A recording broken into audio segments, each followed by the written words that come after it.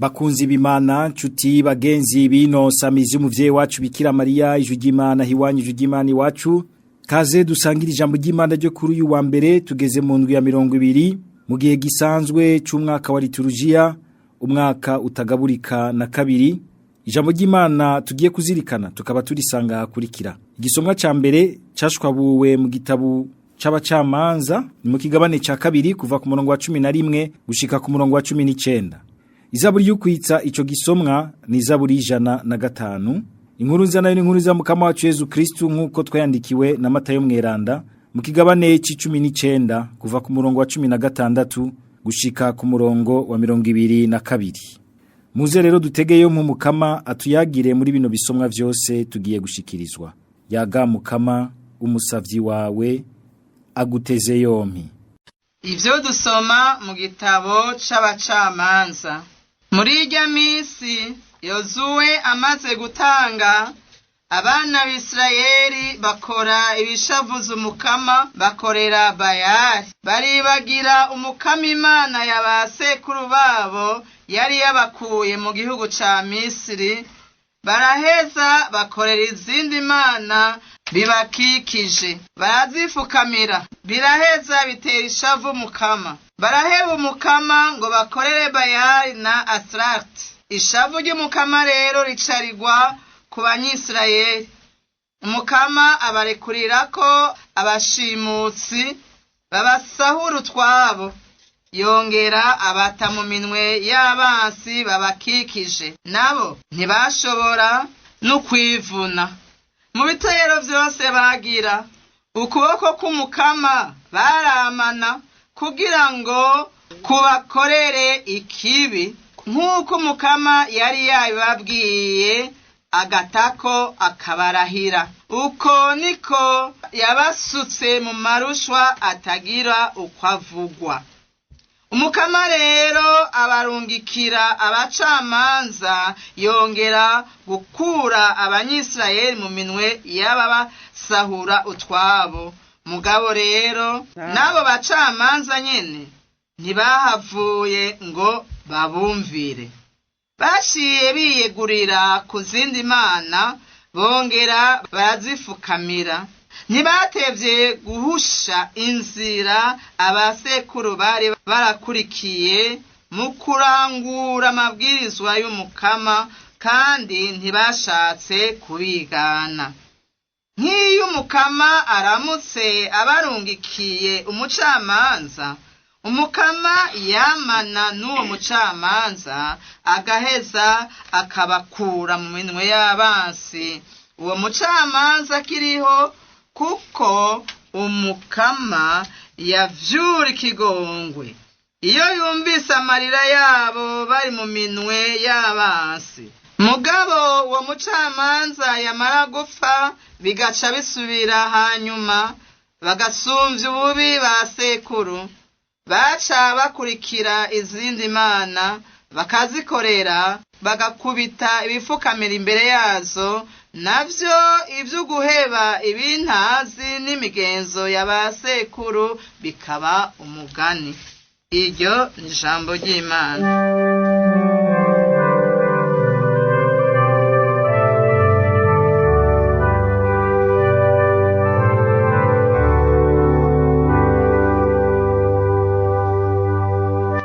Mukama, twibuke n'imbabazi ugirira igihugu cawe. Mukama, twibuke n'imbabazi ugirira igihugu cawe. Basokuru bacu baranse kuyogeza vya bihugu Mukama yari yababwiye kuyogeza. Bagiye riho kwivayanga mu bapagani, bakurikiza imigenzo yabo. Mukama, twibuke n'imbabazi ugirira igihugu cawe. Baciye bakorera ibigirwamana vyabo, navyo bibabera umutego. Abahungu n'abakobwa babo bari babahereje Shetani. Mukama, twibuke n'imbabazi ugirira igihugu cawe. Baraheza bahumanywa n'ibikorwa bakora, bambikwa ibara n'akabi kabo. Umukama nawe ashavurira intara yiwe, samuragwa wiwe ntiyaba akimunwa no mu mazi. Mukama twibuke n'imbabazi ugirira igihugu cawe. Umukama ntiyasiba kubatabara, yamara nticabuza ko basubira kugarariza, ariko agashira umutima ku marushwa yabo aho hose yumvise bari baramuzamba. Mukama twibuke n'imbabazi ugirira igihugu cawe.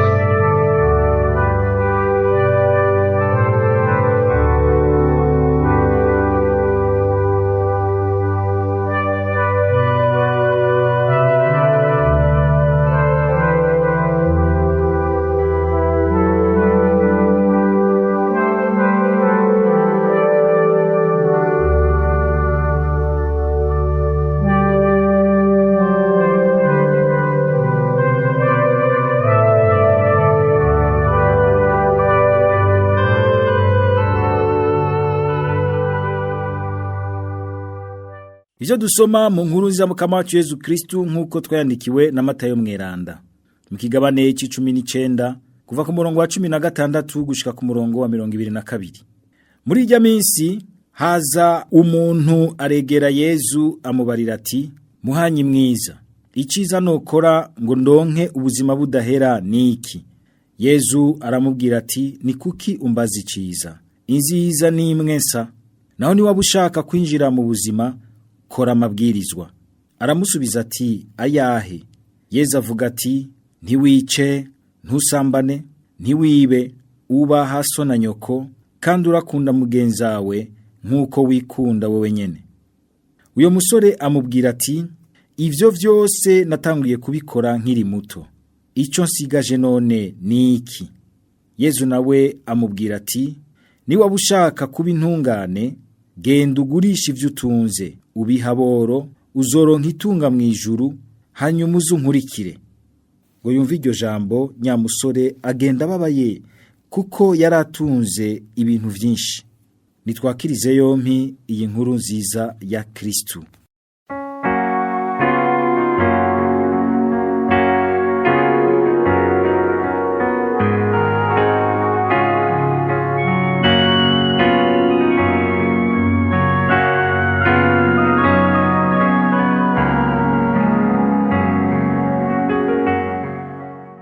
Bavukanyi ntoreza Imana. Mu gisomwa ca mbere ubu turi mu gitabu c'abacamanza. Abanyisirayeli bagiwe imbere na Yozuwe twarumvise mu misi heze ingene binjiye rero muri ca gihugu Imana yari yabateguriye, hoba hari nko mu myaka y'igihumbi n'amajana 2.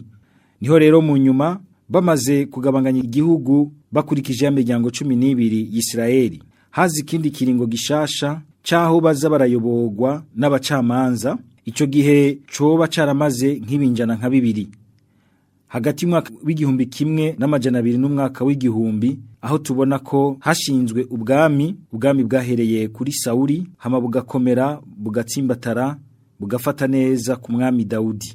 Ariko naho abanyisirayeli bashitse muri ico gihugu, hari abandi bantu mu zindi ntara zari zibakikuje batigera baberekwa na gato, bakama bariko barabatera, ariko kandi bakaba bafise n'ibigirwamana vyabo basenga. Abanyisirayeli bakabicambirwa gose. Munashobora kwibaza ikibazo ati, ni kuki bacambirwa ivyo bigirwamana vy'abapagani b'abanyakanaani kandi bari barabonye ingene Imana ibiyereka, bakabona ibikorwa n'ibitangaza vy'Imana hagati yabo? Mbere igisomwa cyatweretse yuko bashika no ku rugero rwaho baja gukorera Baali na Astarte, ibigirwamana vy'abapagani bari babakikuje, maze ivyo bigirwamana bakavyitirira cane yuko ari vyo bitanga umwimbu mwiza mwinshi be n'uruvyaro. Ni vya bindi nyene twama tunyotewe mu buzima bwa misi yose. Bikaboneka yuko revyo bigirwamana bavyitirira ibi bintu nyene dukenera by'ubuzima bwa misi yose kandi bihambaye, ibifungurwa, uruvyaro. Abanyisirayeli rero bagaheza bakabitangarira, maze kubera uko gukenera nyene ivyo vyiza umuntu akeneye mu buzima bwa misi yose, bigaca bituma basa n'abamiramitwa, bakareshwa gose no kugomba gucikira ivyo bigirwamana, kuko bumva umenga nivyo biri hafi biraboneka, ni ibintu vy'ibibumbano, ni ibintu bashobora kubona, bashobora gukabakaba, kandi bakabisaba ivyiza bibangutse vy'ubuzima bwa misi yose, bimwe nyene by'ibikenurwa vya misi yose. ibifungurwa n'uruvyaro. Aha ntiduce dushoka tubatwenga n'ingoga, kuko turazi neza yuko natwe aho hantu muri ivyo dukenera vya misi yose, uburyo bwo kubaho imisi yose, kuvuga ibifungurwa, ivyo twambara n'ibindi, eka n'uruvyaro, murazi ko harabo bigerageza rwose bikabananira, bamwe tukumva mbere yuko ngo barinda baje kuzimu kurondera amafaranga menshi. Aho hose n'ivyo nyene birondegwa, n'ibifungurwa, n'ivyambagwa, n'ubukuru bujanye n'ibintu vy'amafaranga. Turazi ingene bamwe bashobora kugeragezwa mu ngo igihe batevye kuronka umwana, bakiruka kuja gukorera ikimungu c'umupfumu munaka kugira ngo abaronse umwana.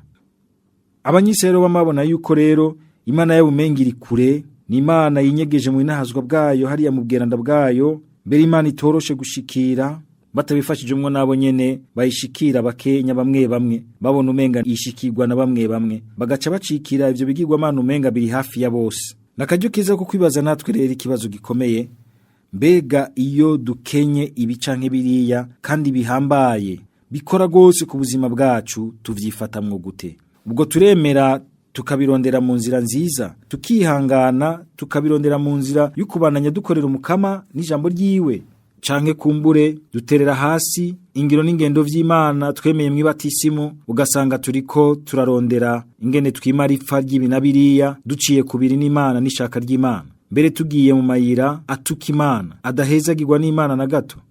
Uyu munsi turabona mbere impengamiro igwiriye mu batari bake, aho usanga umenga barajanisha vyose, ivyo gusenga, ivyo gupfumura, ivyo kurondera hirya no hino, bakunga amasezerano atari make yo kugira ngo bagwize ibintu, ubutunzi, baronke uruvyaro, batunganirwe, ariko ugasanga bariko baraca kubiri n'ishaka ry'Imana, baciye kubiri n'ingiro n'ingendo y'ijambo ry'Imana n'inyigisho y'Ekleziya.